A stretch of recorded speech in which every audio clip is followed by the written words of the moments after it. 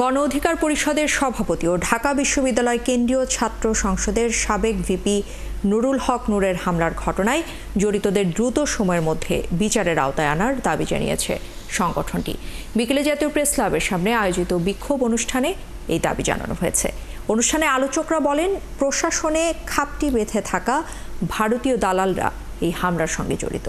দ্রুত সময়ের মধ্যে তাদেরকে বিচারের আওতায় আনা সম্ভব না হলে অন্যান্য রাজনৈতিক দলের শীর্ষ নেতৃবৃন্দের উপরও একই ধরনের পরিণাম ভোগ করতে হবে।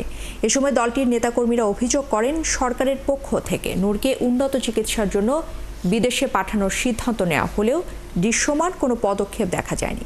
বিক্ষোভ কর্মসূচিতে উপস্থিত ছিলেন দলটির কেন্দ্রীয় সাধারণ সম্পাদক রাশেদ খান, হাসান আল মামুন, ফারুক হোসেন সহ কেন্দ্রীয় এবং মহানগরীর নেতৃবৃন্দ।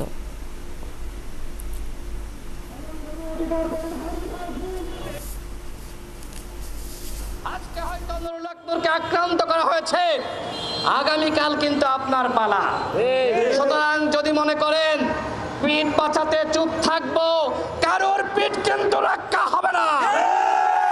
যদি ১/১১ ফিরে আসে, যদি এই সরকার ব্যর্থ হয়, যদি আরেকটি ফখরুদ্দিন মঈনুদ্দিন সরকার গঠিত হয়, তাহলে কিন্তু আমরা সবাই অনিরাপদ।